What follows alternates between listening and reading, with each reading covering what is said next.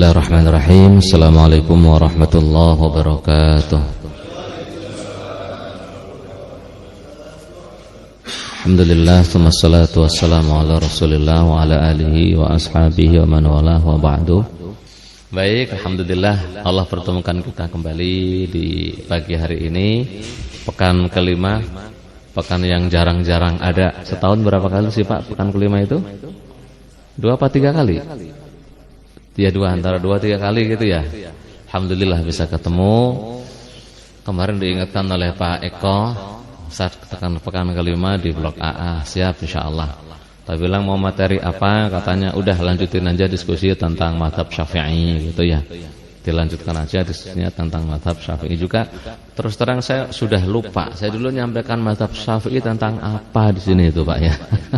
Jadi nyampein dulu tentang apa gitu. Ala kulli hal kita lanjutkan diskusi pengantar mengenai mazhab Syafi'i. Saya sudah jelaskan zaman dulu itu urgensi dan pentingnya bermadhab. Ya, sebagai review sejenak bahwa mengapa kita bermadhab dalam beragama, dalam beribadah. Sebab bermadhab itu adalah cara seluruh ulama. Saya ulangi, bermadhab itu adalah cara seluruh ulama dalam mempelajari tata cara ibadah. Tidak ada satupun ulama ketika belajar cara sholat, cara zakat, puasa, fikih, kecuali dimulai dengan cara mengikuti salah satu madhab dulu. Nah, ketika di perjalanannya seorang talibul ilmi yang kelak menjadi ulama kok berhasil mandiri karena ilmunya luar biasa bagus, menyamai para pendiri mazhab. Nah, bagi dia silakan untuk langsung memahami Al-Quran dan Sunnah tanpa perantara siapapun. Namun tidak mungkin bagi orang awam, orang-orang Arab awam, langsung mengambil hukum dari Al-Quran Sunnah. Itu tidak mungkin. Kenapa?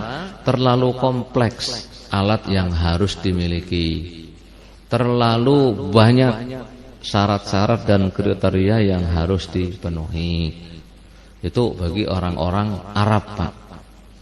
Nah, bagaimana dengan orang-orang yang non-Arab, yang seperti kita? Baca bahasa Arab juga tidak tahu, baca Quran juga panjang pendeknya juga kadang masih salah, mana dengung, mana jelasnya juga kadang enggak jelas gitu ya. Ya. Apalagi hadis. Bahkan di kalangan kita para asatid itu sangat sulit sekarang ini dicari yang sampai tingkatan ijtihad. Sangat sulit. Jangankan di Indonesia, di Arab Saudi saya 7 tahun ketemu dengan para profesor spesialis dalam masalah agama. Nah, sekarang ini masa spesialisasi itu semakin tinggi gelar, bukan semakin luas ilmunya, tapi semakin sempit, semakin spesifik. Saya punya dosen seorang doktor yang disertasinya, tulisan tentang doktornya itu hanya membahas tentang ini Pak, sidik jari. Jadi doktor dalam bidang sidik jari. Cuma doktornya tuh doktor sidik jari, padahal ilmu fikih itu kan ribuan permasalahan. Itu membahas satu permasalahan dengan mendetail sekali. Nah, jurusan tafsir kadang hanya membahas siapa Imam Mahdi saja yang dibahas. Kadang membahas tentang Isa bin Maryam.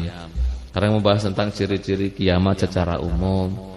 Ada yang membahas tentang ciri-ciri kubro atau ciri-ciri yang sugro dan sebagainya. Karenanya zaman sekarang pun semakin tinggi titel seseorang, tetap kita akan kesulitan mencari orang-orang yang langsung bisa memahami Quran dan Sunnah dari sumbernya. Itu langsung sangat sulit. Kemudian yang ketiga, kenapa kita bermadhab? Dulu saya sebutkan karena di dalamnya ada mahdzur bagi orang awam. Orang awam langsung diajak pahami Quran Sunnah tanpa perantara para ulama justru berbahaya. Kenapa? Orang awam tidak ngerti, Pak. Enggak ngerti. Sampai baca Quran, ngerti? Enggak ngerti mubtada mana, khobar juga mana, fa'il, maf'ul li ajli, makna-makna dari huruf jar, li, bi, fi dan sebagainya itu enggak ngerti. Ngertinya apa? Terjemahan kan? Iya. Baca Quran itu enggak bisa langsung memaknainya, tapi terjemahannya seperti apa? Lah, membaca Quran yang ngerti bahasa Arab dengan baca terjemahan itu beda, Pak. Benar-benar beda. Karenanya orang Arab kalau memahami langsung justru malah berbahaya. Benar-benar berbahaya. Memahami hadis secara langsung justru nanti malah berbahaya kalau tidak ada bimbingan para ulama yang mereka ini benar-benar menuntut ilmu dari sumber ke sumber lagi sampai kepada baginda Nabi sallallahu alaihi wasallam. Terlebih kita temukan ulama-ulama yang kalau zaman sekarang tidak ketemulah tandingannya. Sekaliber Imam Nawawi ini saya bawakan kitab namanya Al-Majmu' Syarhul Muhadzab. Sekaliber Ibnu Hajar Al-Asqalani, siapa yang enggak kenal beliau? Pengarang kitab Fathul Bari, syarah Bukhari yang paling mu'tamad, paling populer, paling masyhur, Fathul Bari. Mensyarah Sahih Bukhari ini saya ingat saya selama 25 tahun Amirul Mukminin fil hadis. Khalifah bahasanya, khalifah orang Islam dalam masalah hadis. Itu masih bermadhab. Padahal semua hadis beliau tahu. Buka saja kitab Fathul Bari, enggak ada hadis yang tidak beliau ketahui. Sebelum beliau Imam Nawawi, siapa yang enggak tahu dengan Imam Nawawi itu? Seorang wali saleh yang disepakati keilmuan, kewaraan dan kezuhudannya serta ketakwaannya, luasnya samudra ilmu beliau itu disepakati seluruh ulama. Tapi beliau juga tidak berani mendirikan mazhab sendiri, ngikutnya mazhab Syafi'i kan gitu. Kita lihat Abu Bakar ibn Khuzaimah, seorang muhaddis yang disebut ya Imamus Sunnah.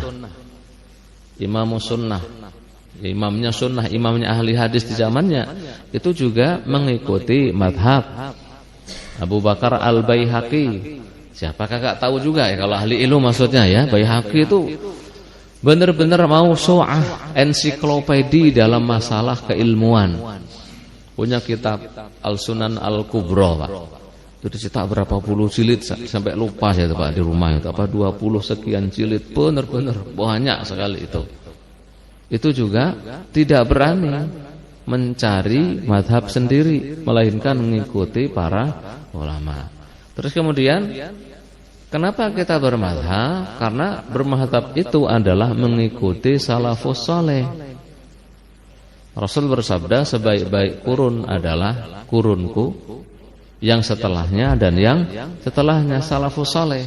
Karena kita disuruh memahami Al-Quran, sunnah berdasarkan pemahaman siapa? Salafus saleh. Nah, semua orang zaman dahulu itu, para thalabul ilmi mengikuti ulama-ulamanya. Lah bagaimana mungkin sekarang kita disuruh mencari sendiri, suruh ngikut. Terlebih dengan ngikut para ulama itu sudah matang, gampang, sudah selesai. Sampai kalau belajar mazhab Hambali, mazhab Syafi'i, mazhab yang lain, itu sudah matang, Pak. Meskipun sampai belajarnya enggak dikasih dalil, itu pasti dalilnya sudah matang. Karena memang sebenarnya yang belajar dalil itu adalah para talibul ilmi al-mutakhassis, yang belajar dengan spesialisasinya fikih. Sebenarnya gitu, pesantren. Masyarakat awam yang penting tahu ini caranya seperti ini. Kalau orang awam diajari dalil secara langsung, ada baiknya, ada ndaknya juga. Ada baiknya nambah yakin tuh masyarakat awam. Yang enggak baiknya bagaimana? Akhirnya menambah fanatisme buta orang-orang awam. Karena dalilnya tuh sebenarnya sangat banyak, enggak mungkin dikuasai orang awam. Enggak ada mazhab yang tanpa dalil tuh enggak ada. Benar-benar Tidak ada.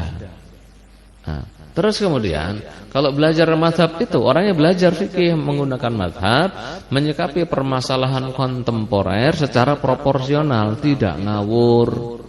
Ada permasalahan baru ini hukumnya apa? Kalau dia ngikut imam, salah satu imam Syafi'i misal, apa hukumnya ini. Ada kaidahnya di mazhab Syafi'i. Oh, ini kagak boleh kalau pakai mazhab Syafi'i. Lah terus ada enggak kira-kira membolehkan biar masyarakat mudah? Oh, dicari ini yang boleh ini. Oh, di mazhab selain Syafi'i boleh gitu. Oh, di mazhab Syafi'i boleh, di mazhab sono kagak boleh.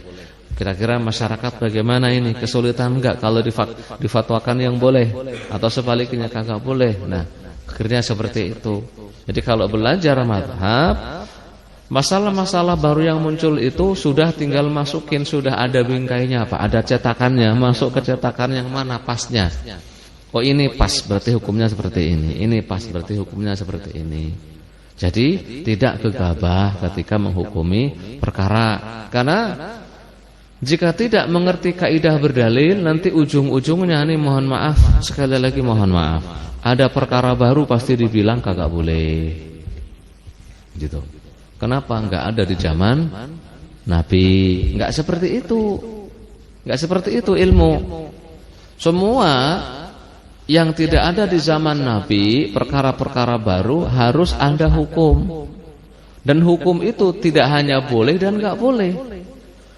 Hukum itu ada 5, Pak.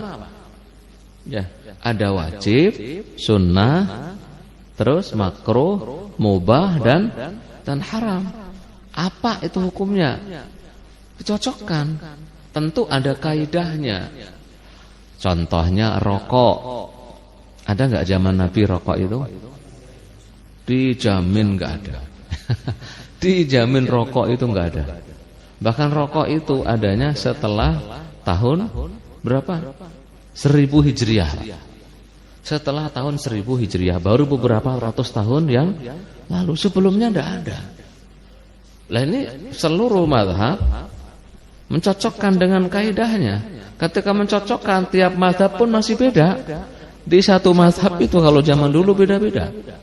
Ada yang mengatakan makruh, ada yang mengatakan haram dan sebagainya, karena memang tidak ada di zaman Nabi sallallahu alaihi wasallam. Harus ada hukumnya.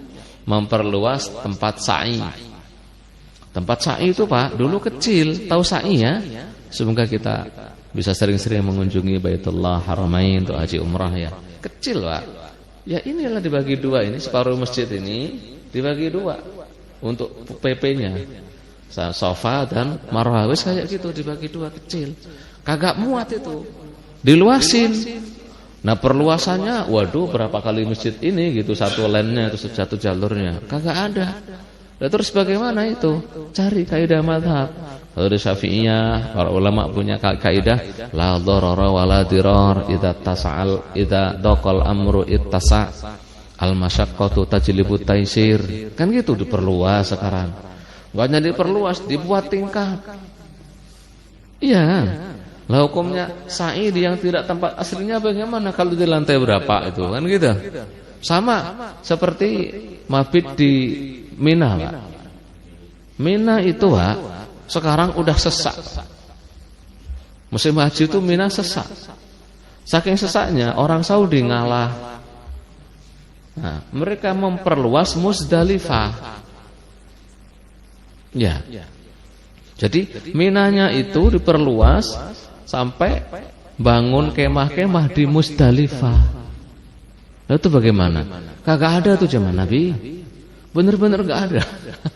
Dari zaman Nabi yang haji paling gak sampai 1 juta paling ya. Paling tingkatan berapa? Ratusan ribu. Lah sekarang berjuta-juta semuanya numplek-plek. Terus bagaimana itu? Lah kalau kita tidak mengerti kaidah mazhab, gak belajar kepada para ulama, bingung.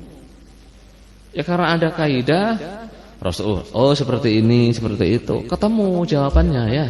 Semuanya ketemu. Jadi mempermudah, benar-benar mempermudah menyikapi perkara-perkara kontemporer. Nah, kemudian kenapa kalau kita ini review singkat itu ya. Kenapa kalau kita melanjutkan mazhab Syafi'i. Kenapa kita kok ngikutnya mazhab Syafi'i? Yang pertama, karena ketika kita lahir, nenek moyang kita ngikut mazhab Syafi'i. Jadi Islam masuk ke Indonesia ini mayoritasnya atau bahkan semua yang menyebarkan agama Islam di Indonesia menggunakan mazhab Syafi'i. Jadi ketika kita lahir, tata cara nenek moyang kita beribadah nyembah Allah sudah menggunakan satu cara, yaitu mazhab Syafi'i. Dan podo wae bin sama saja Pak statusnya. Mau mazhab Syafi'i, mazhab Ahmad, Malik, Abu Hanifah, itu sama saja, sama-sama benar maksudnya. Sama-sama sunnah, sama-sama ahlu sunnah wal jamaah. Karena ciri-ciri ahlu sunnah wal jamaah adalah dalam beribadah pada Allah subhanahu wa ta'ala mengikuti salah satu imam yang mu'tabar, mengikuti salah satu imam yang diakui keilmuannya. Yaitu siapa? Ya satu daripada empat ini yang paling banyak.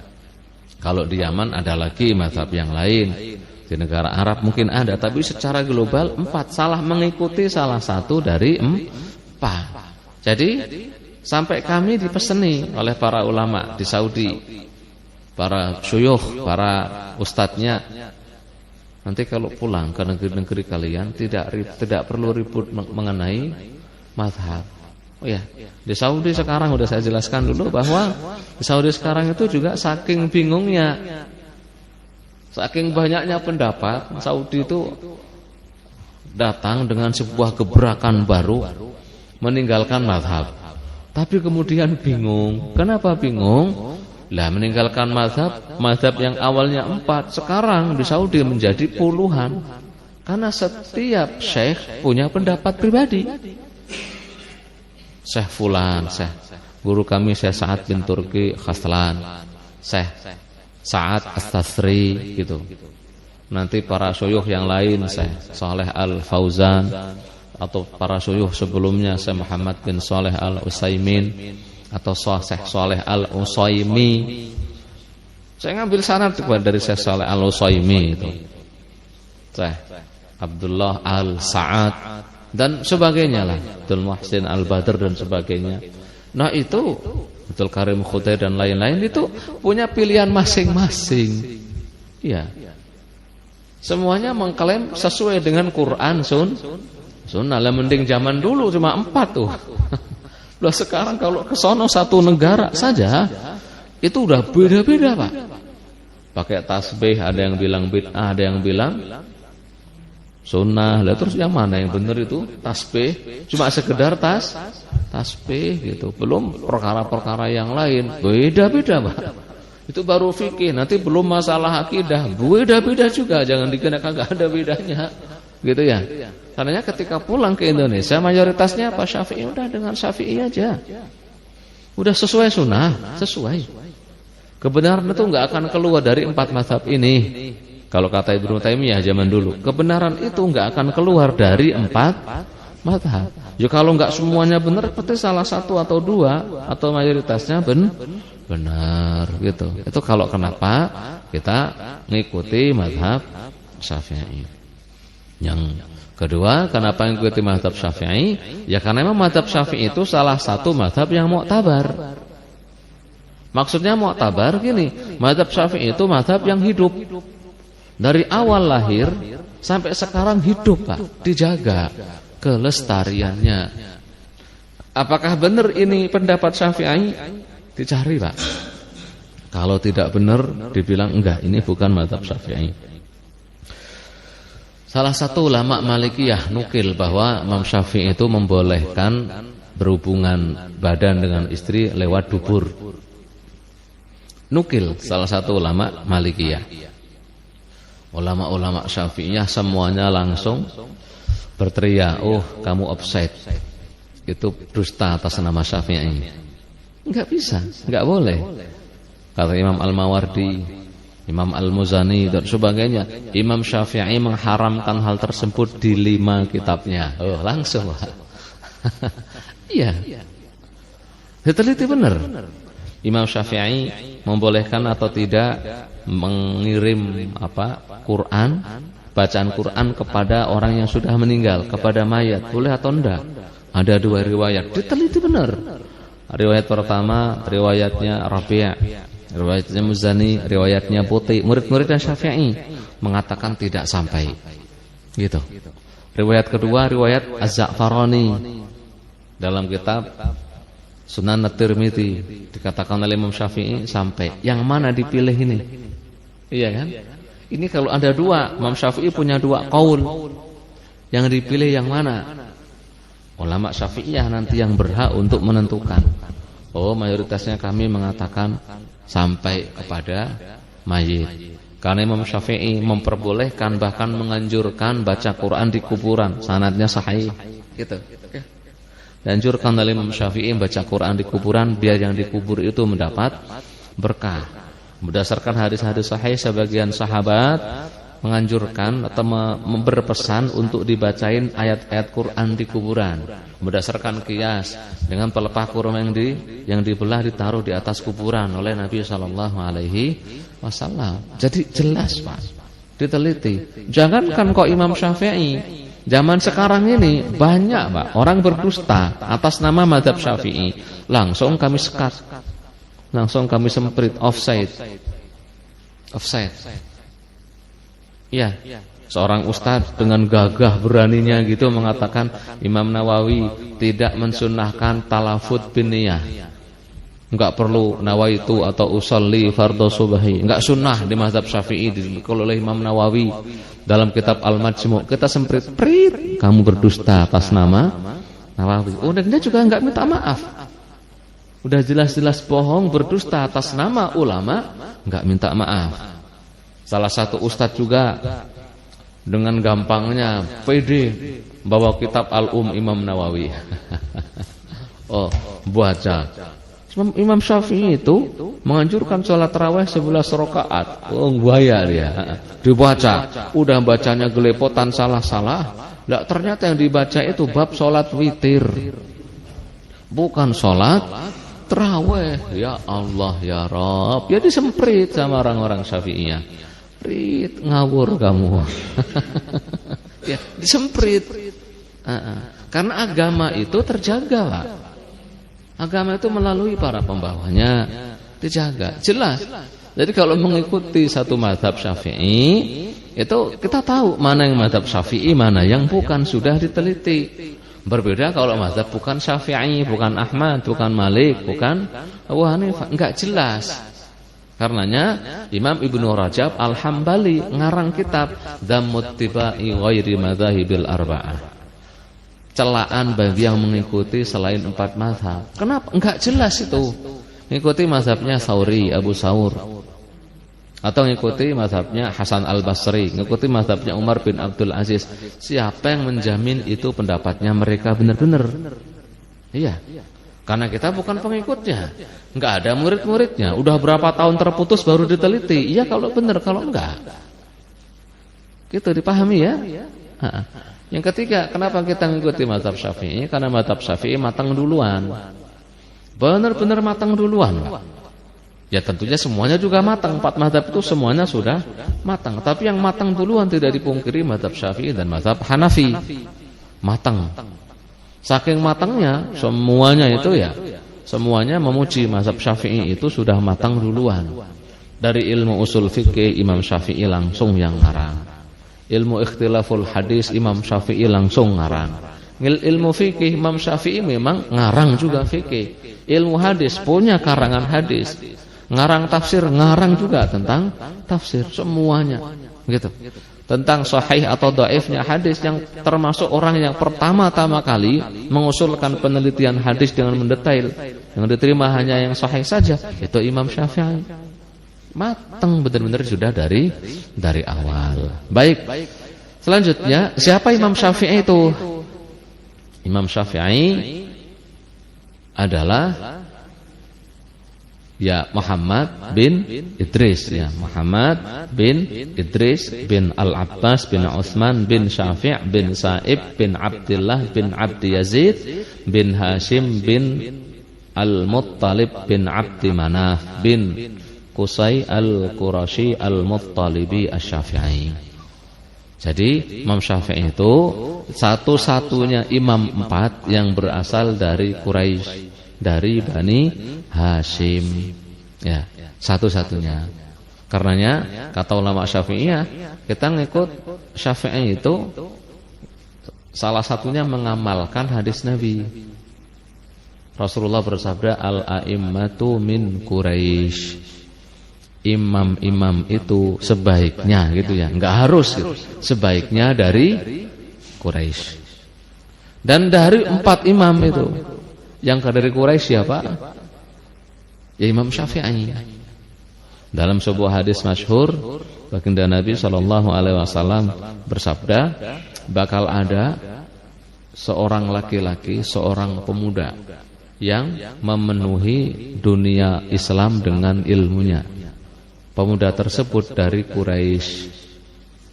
Uniknya, orang-orang yang di luar mazhab Syafi'i mayoritasnya mengatakan ini yang dimaksud adalah Imam Syafi'i. Udah dikabarkan oleh baginda Nabi sallallahu alaihi wasallam. Ya.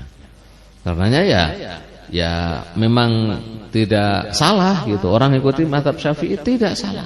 Benar-benar tidak salah. Beliau ini dilahirkan tahun 150 Hijriah. Wafatnya tahun 204 Hijriah. Mauliduhu bi Gaza. Dilahirkan di daerah Gaza. Gaza sebelah mananya Ciketing, Pak? Hah? Gaza itu di Palestina, di Palestina. 2 tahun usia beliau, ayahandanya meninggal, wafat. Kemudian ibunda beliau ngajak Imam Syafi'i pindah ke kerabatnya. Kerabatnya berada di Mekah. Nah di Mekah inilah beliau dari kecil belajar, Pak. Belajar bahasa Arab, belajar ilmu-ilmu keislaman, belajar hadis dan sebagainya kepada ulama-ulama Mekah yang merupakan murid-muridnya Ibnu Abbas. Jadi kalau belajar kepada Ibnu Abbas gak ketemu beliau, tapi belajar kepada para ulama yang ketemu dengan siapa?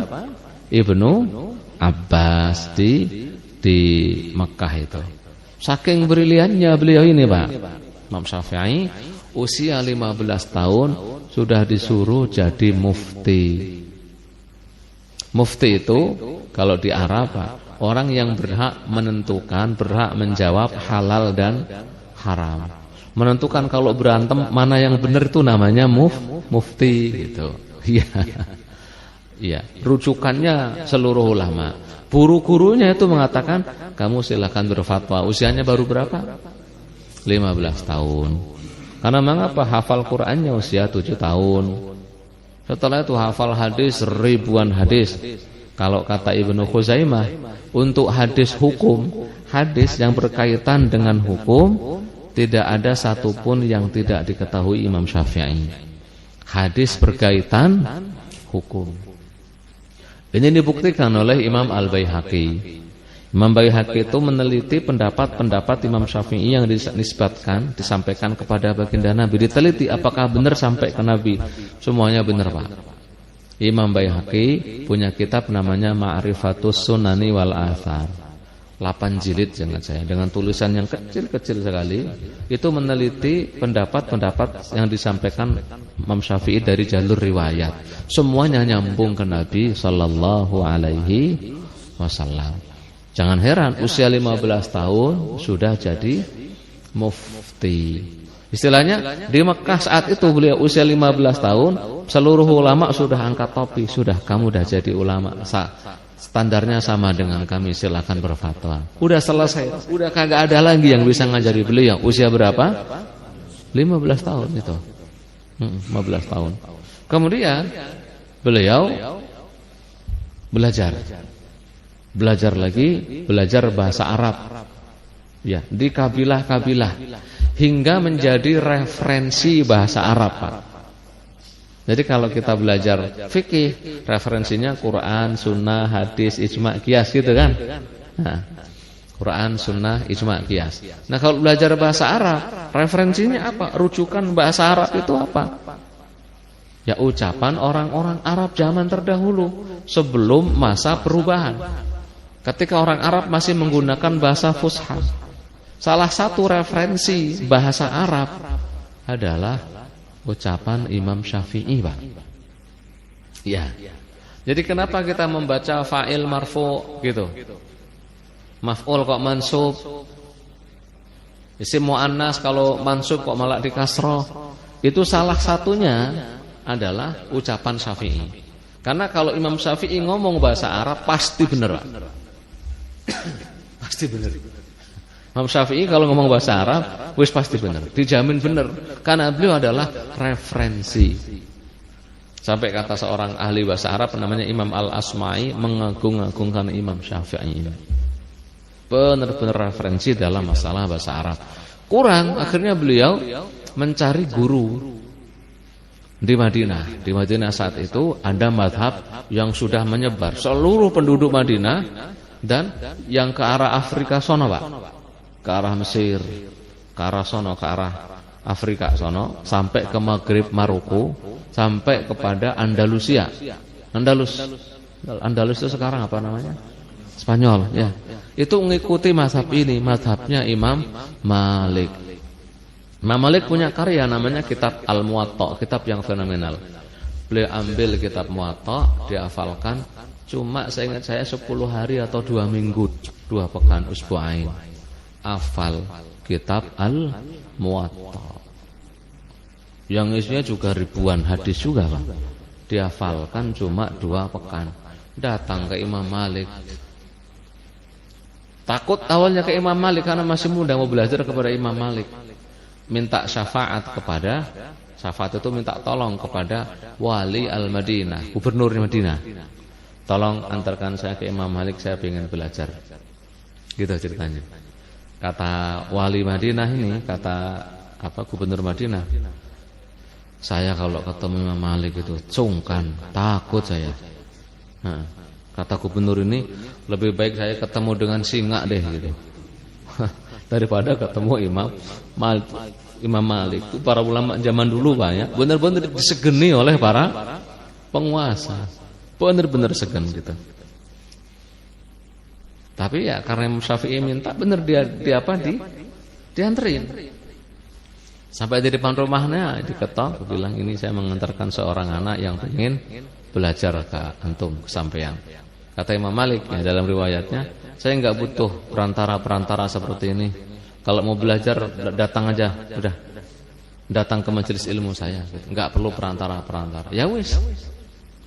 Nah, belum kenal akrab ini. Nah, setelah belajar baru tahu Imam Malik itu, baru tahu yang kemarin datang. Ternyata sudah hafal semua kitab Muwatta. Kalau yang lain Imam Malik ngomong masih nyatet, Pak. Dicatatin. Imam Malik haddatsani fulan haddatsani an Rasulullah sallallahu alaihi wasallam ini, dalam hadis ini ada seperti ini, baru diskusi. Itu kalau yang lain pada nyatet itu ucapan Imam Malik. Imam Syafi'i mah kagak perlu nyatet. Karena mengapa sudah hafal di luar kepala. Sudah hafal. Yang langsung diomongkan juga langsung hafal. Seketika langsung hafal. Karena begitu melihat bagaimana cerdasnya Imam Syafi'i ini, Imam Malik langsung mengatakan, kalau antum seperti ini enggak usah datang dengan gubernur. Ilmumu yang akan meninggikan derajatmu itu. Dan tolong jaga hatimu ini. Jangan engkau bermaksiat pada Allah, karena aku melihat kecerdasan yang luar biasa pada dirimu, kata Imam Malik. Bermulazamah. Mulazamah itu maksudnya selalu mengikuti Imam Malik sebisa mungkin, di majelis ilmunya hadir sampai menjadi murid nomor wahid, nomor 1, Pak. Murid utamanya Imam Malik. Kan kalau Imam Malik pergi itu pun yang disuruh gantiin siapa? Imam Syafi'i. Saking cerdasnya Imam Syafi'i. Lalu kemudian beliau ini merasa sudah sudah cukup dengan Imam Malik, beliau pergi ke Baghdad. Nah di Baghdad beliau ini kemudian ketemu dengan murid-muridnya Abu Hanifah, ngambil, karena nggak ketemu dengan Abu Hanifahnya, ketemu dengan Abu Yusuf dan Muhammad, murid utama Abu Hanifah. Murid utama Abu Hanifah itu Abu Yusuf dan Muhammad namanya. Masih ada lagi Zufar dan yang lain-lain. Tapi perawi mazhabnya ya dua tadi itu, yang paling masyhur Abu Yusuf dan Muhammad Asy-Syaibani. Ketemu, ngambil ilmu dari sana, udah selesai. Beliau terus kemudian mendirikan majelis ilmu sendiri di Baghdad, Pak. Uniknya, yang hadir di majelis ilmunya Syafi'i itu, gara-gara Syafi'i ada di Baghdad, majelis ilmu yang lain sepi, Pak. Dzalika fadlullah yu'tihi may yasha. Ya, majelis ilmu yang lain itu jadi sepi. Yang datang ke Syafi'i itu orang-orang cerdas semua, orang-orang hebat semua.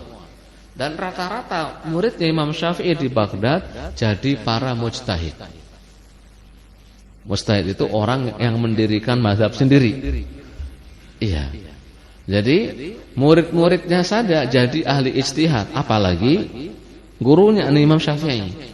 Contohnya Ahmad bin Hanbal. Ya, contohnya Ahmad bin Hanbal, Abdurrahman Al-Mahdi, dan banyak orang-orang lagi yang lain. Sauri, Abu Saur dan sebagainya, itu semuanya berguru kepada Imam Syafi'i. Kata Imam Ahmad bin Hanbal, Imam Syafi'i itu ibarat matahari bagi dunia keilmuan. Karena mengapa? Imam Syafi'i yang mendobrak bahwasanya ketika mau berhujjah, berargumentasi dengan hadis, harus diteliti dulu ini hadis sahih atau tidak. Imam Syafi'i mensyaratkan hadis harus sahih, perawi itu harus thiqah. Jadi penelitian hadis ini sahih atau tidak menjadi pionir utamanya adalah Imam Syafi'i. Dari ungkapan beliau inilah muncul ilmu yang nanti disebut dengan ilmu mustalahul hadis, ilmu jarah wa ta'dil. Ini orangnya harus terpercaya sikoh atau tidak, dhaif atau kuat dalam meriwayatkan hadis. Jadi disiplin ilmu yang sekarang itu menjadi spesialisasi tersendiri, Pak, di kuliah hadis. Itu Imam Syafi'i. Kata Imam Ahmad, kami tidak tahu cara memahami hadis dengan gampang, mudah, praktis sebelum Imam Syafi'i datang. Imam Syafi'i datang ke Baghdad itu ahli hadis jadi bulan-bulanan mazhab Hanafi. Mazhab Abu Hanifah itu secara logika luar biasa. Karena mereka dijuluki sebagai mazhab ahlur ra'yi. Iya. Jadi ahli hadis itu cuma hafal aja, Pak. Nah, dari sini saya sampaikan, tidak semua orang yang hafal hadis pasti faqih, enggak, Pak. Sebagaimana tidak semua faqih muhaddis, enggak. Zaman dulu yang hafal hadis itu puluhan ribu, Pak, orang jumlahnya.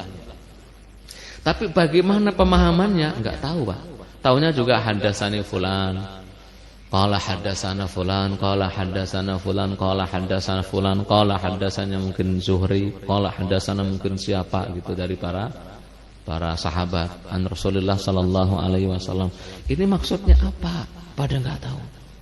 Zaman dulu itu yang ngajari biar kamu cara memahaminya seperti ini dan sebagainya. Dalam memahami teks itu ada kalanya teks umum, ada kalanya teks khusus, ada kalanya mutlak, ada kalanya muqayyad, ada kalanya mujmal, ada kalanya mufassar, ada kalanya muhkam. Gitu. Ada kalanya mutasyabih, ada kalanya dan sebagainya dijelaskan oleh Imam Syafi'i. Contohnya ini. Kalau ada hadis yang bertentangan, cara mengkompromikannya seperti ini dan sebagainya. Yang ngajarin siapa? Imam Syafi'i. Karena jasa beliau itu luar biasa. Sampai kata Imam Ahmad juga, beliau mengatakan, ya semua orang nanti yang berbicara tentang ilmu tidak akan pernah lepas dari peran serta dan sumbangsih Imam Syafi'i. Belajar tafsir, Imam Syafi'i yang jadi pionirnya juga. Hadis dengan berbagai disiplin ilmu di dalamnya juga Syafi'i. Belajar bahasa Arab, Syafi'i. Belajar fikih, apalagi usul fikih pertama kali yang menemukan juga Imam Syafi'i. Qawaid fikih sama persis juga. Karenanya sumbangsih Syafi'i dalam keilmuan itu luar biasa. Nah, setelah di Baghdad, beliau itu kemudian melihat Baghdad tempat yang penuh dengan, ya namanya ibu kota, Pak.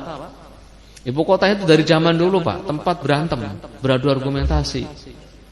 Tempat dunia, terutama yang membuat ulama enggak senang itu dunianya. Tempat zukhrafat, tempat kemegahan, tempat kemewahan. Itu kalau para ulama zaman dulu enggak senang. Iya.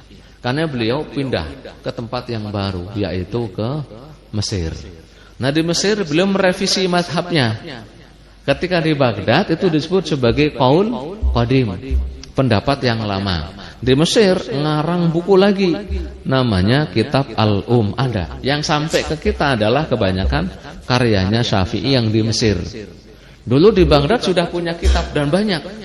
Sampai di Mesir itu beliau mengarang kitab. Mengarang kitab, punya murid-murid lagi.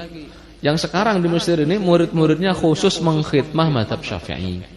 Contohnya ada seorang imam namanya Rabi' bin Sulaiman Al-Muradi. Rabi' itu, Pak, orang yang sebenarnya memang Allah kirim gitu ya. Allah utus untuk menghafal kitabnya Syafi'i.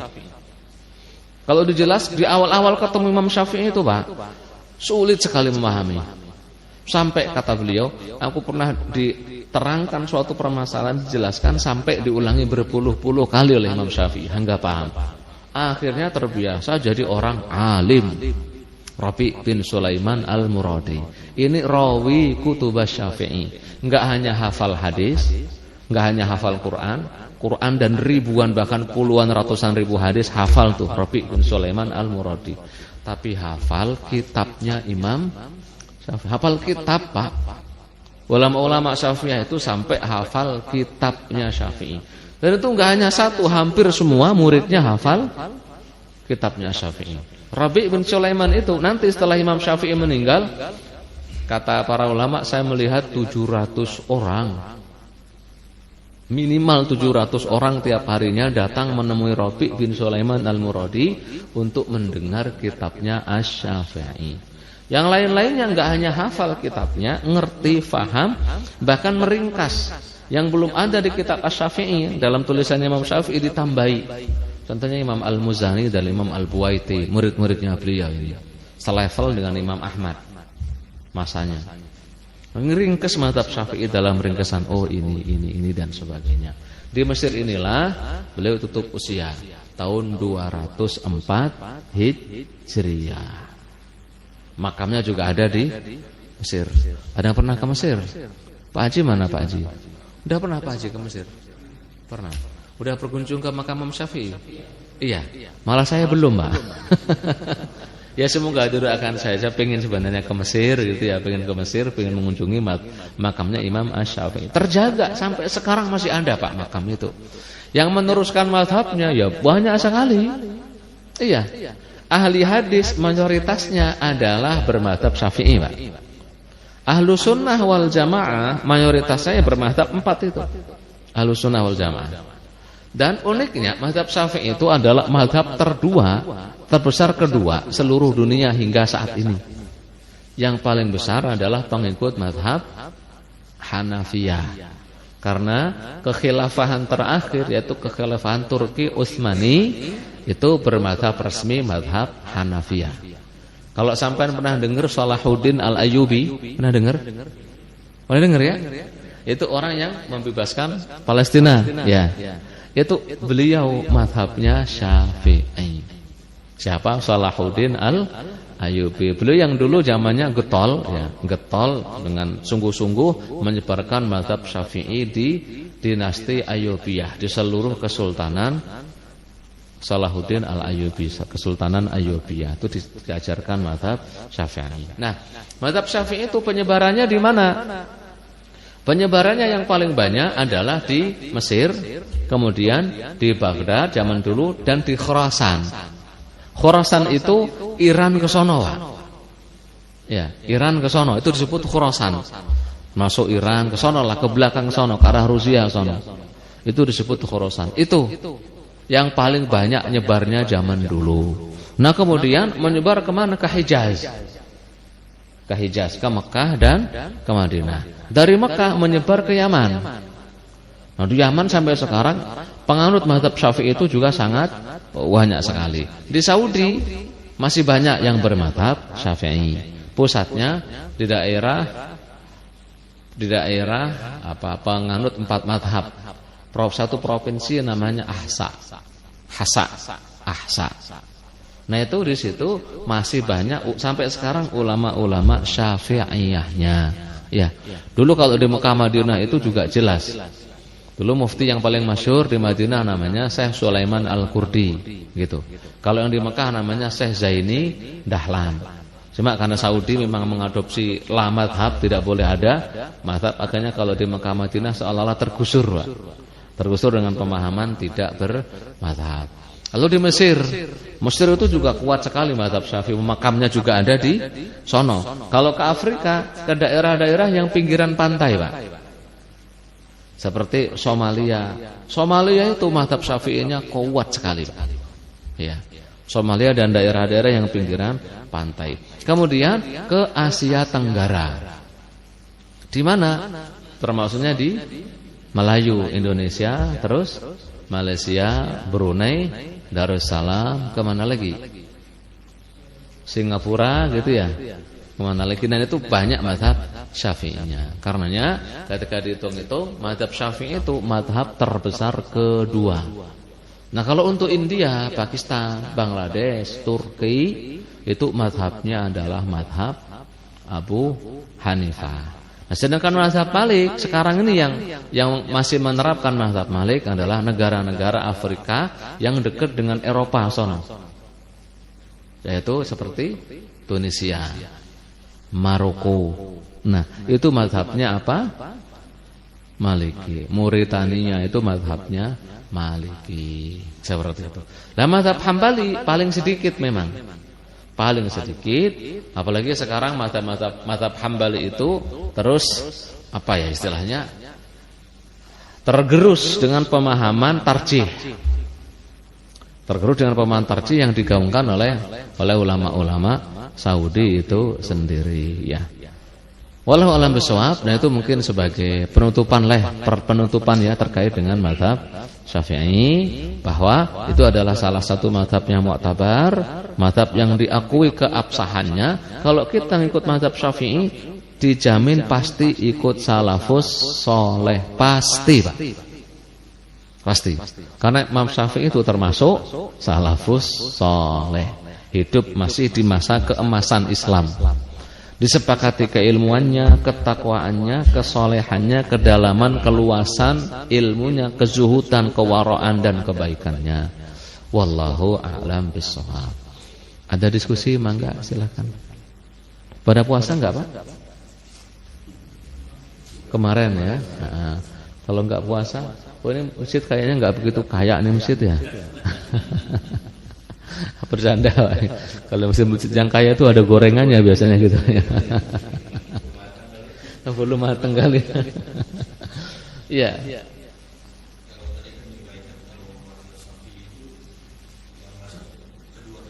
Terbesar di dunia.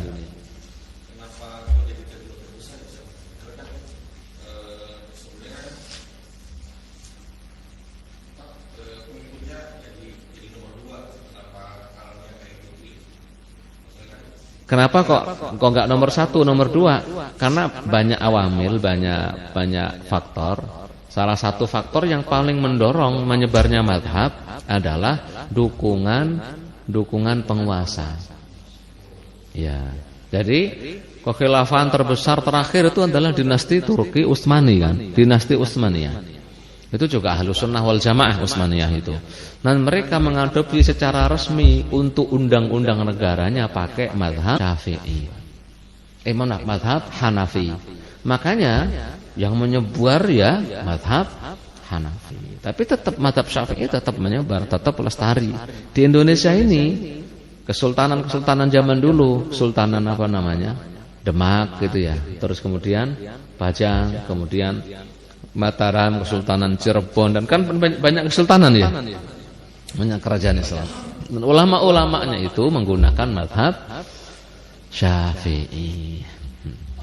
Seperti sampai sekarang lihat, Mazhab Hambali dengan wajah barunya, wajah tarjihnya itu sekarang menyebar, meskipun mulai lemah lagi, Pak.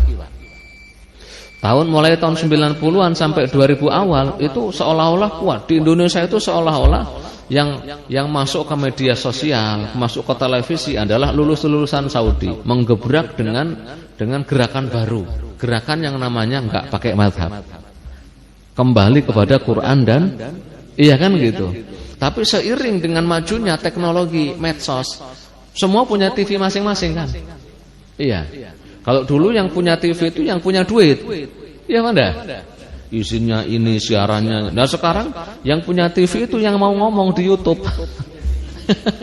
Iya kan? Tinggal ngerekam aja gitu udah punya TV.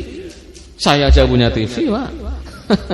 Iya maksudnya TV YouTube gitu kan. Ini aja punya TV kan, ini juga. Masjid ini punya TV kan? Iya. Jadi sekarang teknologi informasi itu sangat mudah.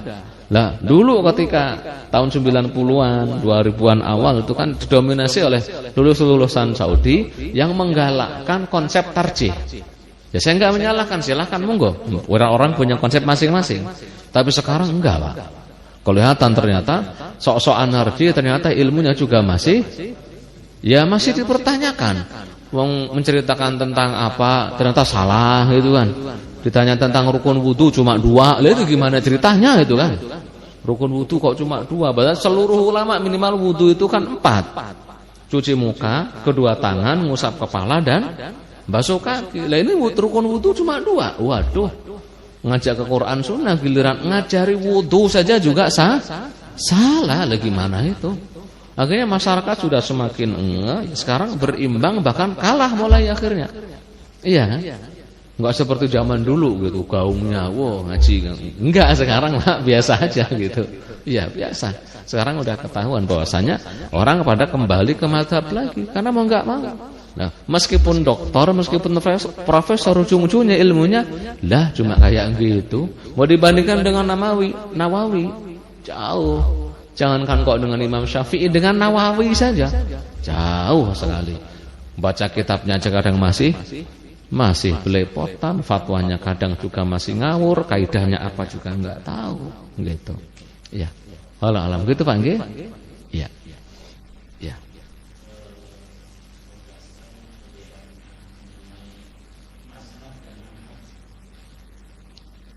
Mazhab dan manhaj.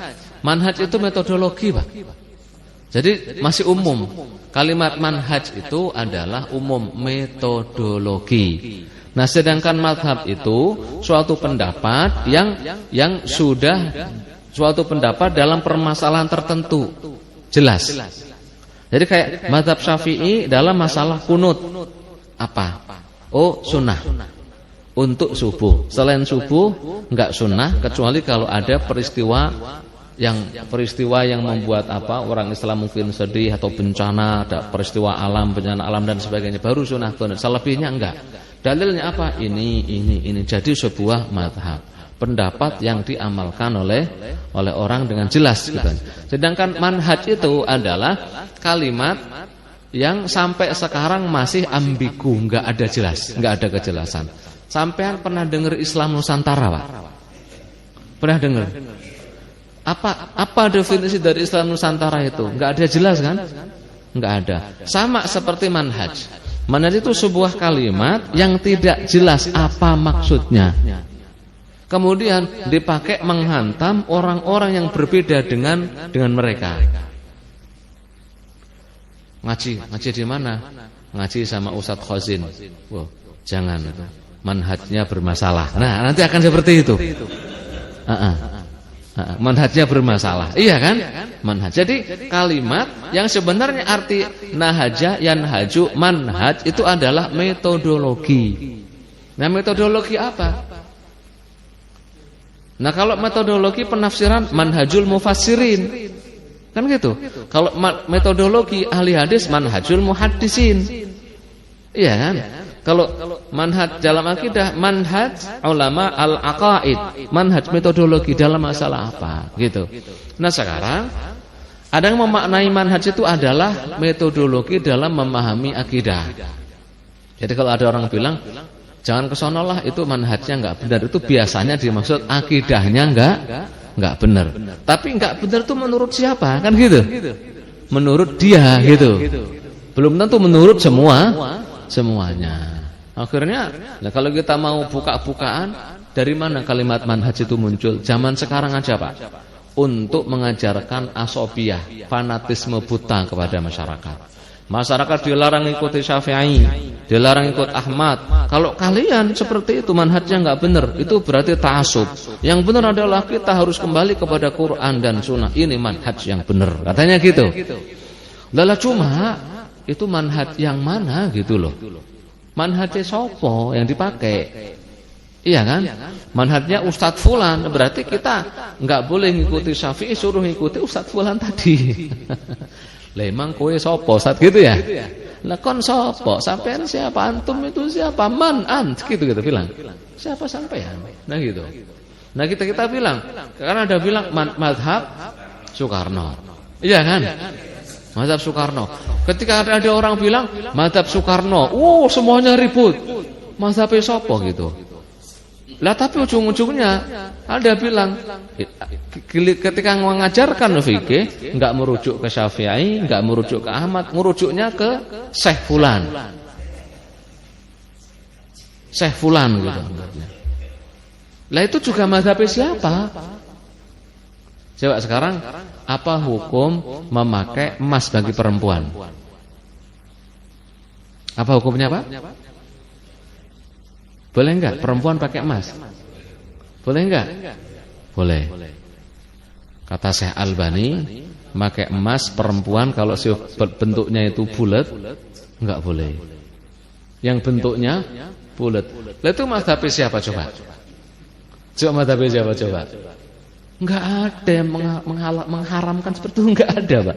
Yang mengharamkan ya cuma beliau.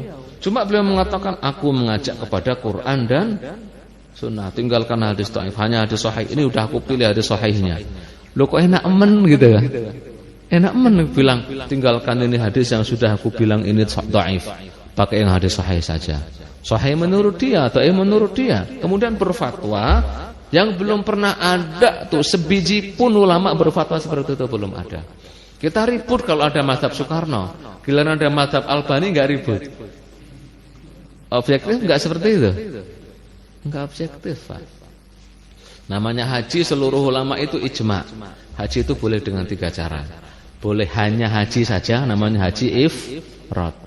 Boleh haji bareng umroh, ritualnya cuma 1, tapi wajib motong kambing, namanya haji qiran.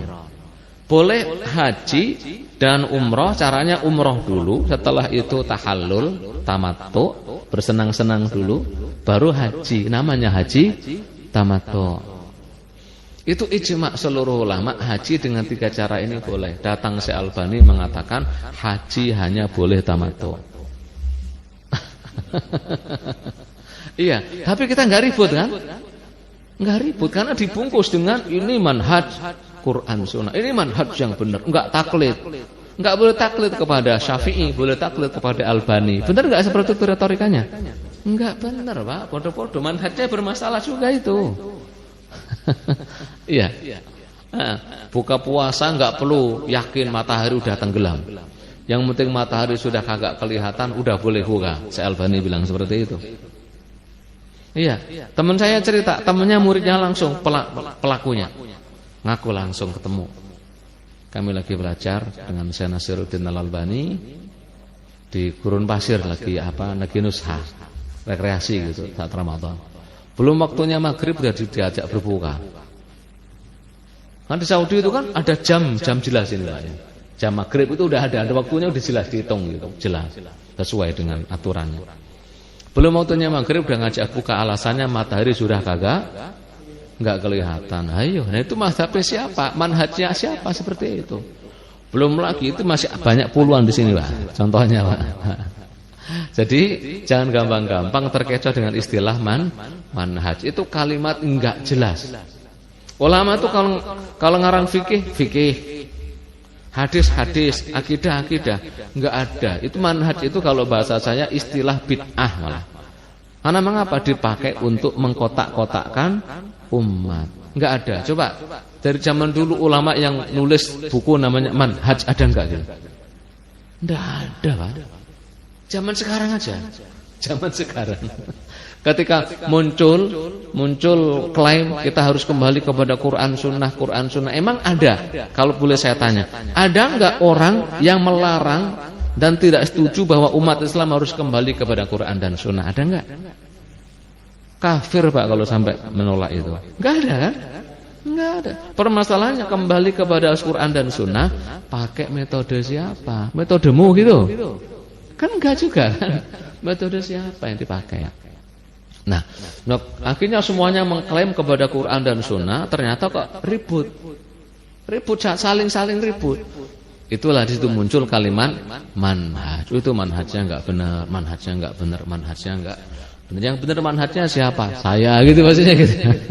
Yang lain maka. Ya, dari sinilah saya tergerak untuk ayo kita kembali kepada mazhab Syafi'i atau mazhab yang lain. Jangan pakai manhaj gak jelas-jelas seperti itu, ya. Wallahu a'lam. Ada lagi? Imam Bukhari enggak ada mazhabnya, beliau punya ikhtiarat, milih pilihan. Enggak ada mazhabnya. Jadi kalau Imam Bukhari itu punya pilihan yang dipilih beliau pendapat ini. Tapi kalau mazhab dalam artian tata cara ibadah lengkap dari awal sampai Z di semua bab fikih enggak punya beliau. Karena beliau itu tergolongnya keilmuan di bidang hadisnya lebih menonjol dibandingkan fikih. Ya. Jadi keilmuan dalam bidang hadisnya lebih menonjol dibanding fikih. Kebanyakan pilihan beliau itu milih cocoknya ke mazhab Syafi'i, kebanyakan. Dan memang muhaddisun banyaknya yang cocok condong ke mazhab Syafi'i atau mazhab Malik atau Ahmad. Ya banyak juga ke Abu Hanifah, tapi banyak yang paling banyaknya condong ke mazhab Syafi'i. Ya, gitu Pak ya. Jadi adanya wa huwa mazhabu Bukhari, maksudnya pilihan Imam Bukhari milih yang ini gitu. Milih yang ini. Tapi kalau mazhab sendiri enggak ada. Dengan kesepakatan enggak ada. Karena tidak semua ahli hadis itu berarti faqih gitu, enggak semuanya. Wallahu a'lam. Ada lagi? Muhammad bin Idris. Kenapa kalau lebih dikenal dengan Syafi'i? Karena kalau Idris banyak, Pak. Muhammad juga banyak. Nah, orang Arab itu akan memberi laqab, gelar kepada seseorang yang kira-kira belum ada. Iya, yang uniknya yang apa gitu. Kayak Muhammad bin Idris bin Fulan bin kan banyak itu. Bin Syafi'. Syafi' belum ada. Makanya keluarganya nyebutnya dengan Syafi'i. Mazhab Hambali. Enggak ada mazhab Ahmadi. Karena kalau mazhab Ahmadiyah enggak cocok, Pak. Ahmad itu namanya Rasul. Iya kan? Orang Arab pakai logika. Kalau kita bilang Ahmadiyah, berarti itu kan Muhammadiyah. Lah berarti kalau selainnya bukan enggak dinisbatkan kepada Nabi, enggak gitu, enggak cocok, Pak. Enggak cocok. Nah, berarti kalau mengklaim saya pengikut Ahmadiyah, enggak bisa. Makanya Ahmad bin siapa? Bin Fulan bin Hambal gitu. Makanya dengan Hambal beda dengan Malik. Malik itu belum ada ulama terkenal yang nisbatnya Malikiyah gitu, enggak ada. Makanya dinisbatkan kepada Malik. Nah, Abu Hanifah itu, Pak, Nu'man bin Sabit namanya, Nu'man bin Sabit bin Fulan. Cocoknya apa? Kata orang-orang ke Hanafiyah. Makanya disebut Abu Hanifah. Gitu ya. Wallahu a'lam. Jadi memang seperti itu. Kayak contohnya gerakan Syekh Muhammad bin Abdul Wahab. Muhammad bin Abdul Wahab. Enggak disebut gerakan Muhammadiyah, enggak. Ya enggak cocok. Cocoknya ya karena kalau gerakan Muhammadiyah berarti kan gerakannya umat Nabi Muhammad. Itu enggak. Karena umatnya Nabi Muhammad bukan hanya beliau, di luar beliau juga masih umatnya Nabi Muhammad. Makanya gerakannya disebut sebagai gerakan Wahabiyah. Gitu maksudnya ya. Ya, itu caranya memberi apa julukannya seperti itu. Wallahu a'lam. Ada lagi? Cukup ya? Masa ya.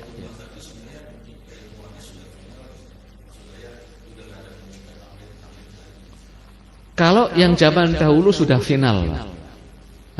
Jadi kalau permasalahan yang zaman dahulu untuk mazhab sudah final. Yang belum final adalah perkara-perkara yang baru. Kan ada perkara baru. Kalau kita punya mazhab, bisa kita hukumi berdasarkan kaidah mazhab. Di situ nanti yang enggak final. Berdasarkan rumus mazhab, referensinya mazhab. Kayak contohnya tadi saya contohkan rokok. Rokok itu di mazhab Syafi'i khilaf. Ada yang mengatakan haram, ada yang mengatakan makruh. Yang mengatakan haram lihat ke bahayanya. Yang mengatakan makruh lihat ke baunya. Iya, kalau saya termasuk yang lihat ke bahayanya. Jadi menurut saya rokok itu hukumnya haram. Karena tidak ada satu dokter pun yang mengatakan rokok bermanfaat. Ada enggak? Enggak ada. Yang mengatakan rokok bermanfaat itu ya orang yang suka ngerokok. Iya kan? Iya. Yang suka ngerokok itu rokok bermanfaat. Kenapa? Menghilangkan stres, pusing, rokok itu. Tapi kalau kata dokter kagak ada. Justru yang menyebabkan pusing, stres itu adalah rokok itu, ada kata dokter. Tapi ya nggak apa-apa, nggak apa-apa. Jangan terus kita ribut masalah ini karena satu mazhab aja berbeda kan? Iya. Nanti kalau kita bilang ngerokok itu bikin batuk, katanya suka ngerokok kucing, lu nggak ngerokok juga batuk. Jangan ngerokok, nanti kalau ngerokok itu ngurangi umur. Kata dia itu ada si fulan nggak ngerokok mati muda, gitu. Ya naudzubillah semoga kita panjang umur gitu ya. Ada juga jangan ngerokok. Kalau ngerokok itu boros nggak kaya-kaya. Nanti kadang saya kenal orang nggak ngerokok kere juga uripnya juga. Malah si fulan ngerokok kaya-kaya aja gitu. Iya kan? Jadi nggak bisa didiskusi, nggak bisa didebatin. Udah, monggo lah. Mau ngerokok juga terserah, mau enggak juga enggak. Cuma saya membuktikan saya enggak ngerokok, bisa nabung, dengan tabungan tersebut saya bisa buat rumah, bisa gitu. Enggak perlu nyicil lagi gitu. Saya bisa beli mobil, bisa dengan cara saya tidak ngerokok di tabung bertahun-tahun ngumpul gitu maksudnya. Gitu Pak. Wallahu a'lam. Cukup insyaallah ya. Insyaallah cukup, di mazhab Syafi'inya cukup. Ya nanti kalau ketemu lagi tolong pakai tema yang lain gitu ya, tema yang lain. Mau diskusi masalah apa mangga silakan. Kita tutup dengan kafaratul majelis. Subhanakallahumma bihamdika asyhadu an la ilaha illa anta astaghfiruka wa atubu ilaik. Wallahul muwaffiq ila aqwamit thoriq wa na'fu minkum. Wassalamualaikum warahmatullahi wabarakatuh.